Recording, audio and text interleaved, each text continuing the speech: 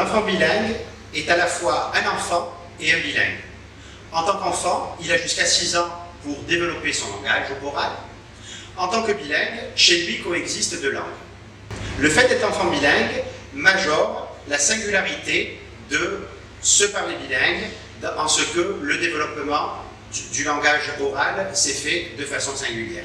Il existe donc des imperfections dans le parler de l'enfant bilingue qui méritent d'être corrigées, mais sans alarmisme, qui sont bénignes et typiques dans leur caractère atypique.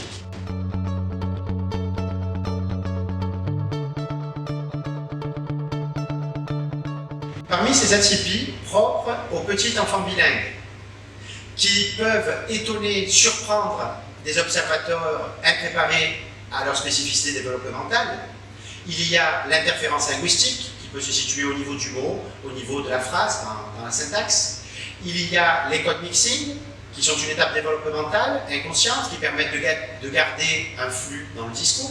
Le code switching, qui ne doit pas être confondu d'ailleurs avec le code mixing, bien qu'il ait le même intérêt. Les emprunts, qui eux sont systématiquement conscients, éventuellement volontaires, avec un interlocuteur qui parle les mêmes langues. Il y a les calques, la prise de risque de traduire mot à mot, de façon consciente ou pas.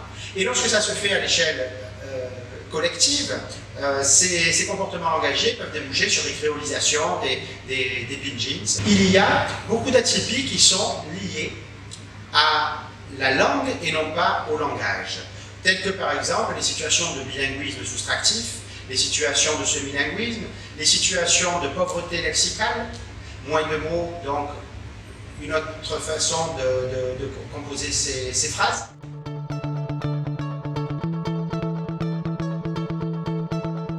Le risque de ces atypies est d'alarmer abusivement des observateurs impréparés à ces spécificités développementales, parfois les parents, qu'il suffira d'informer et de rassurer, parfois des enseignants, des personnels de crèche, éventuellement des soignants, et c'est une source régulière de diagnostics erronés d'orthophonie, de mésinterprétations par des équipes de soins ou par des équipes éducatives qui débouchent sur des conseils inadaptés en guidance parentale, dans des mesures d'aménagement scolaire ou dans des démarches diagnostiques et dans des stratégies thérapeutiques.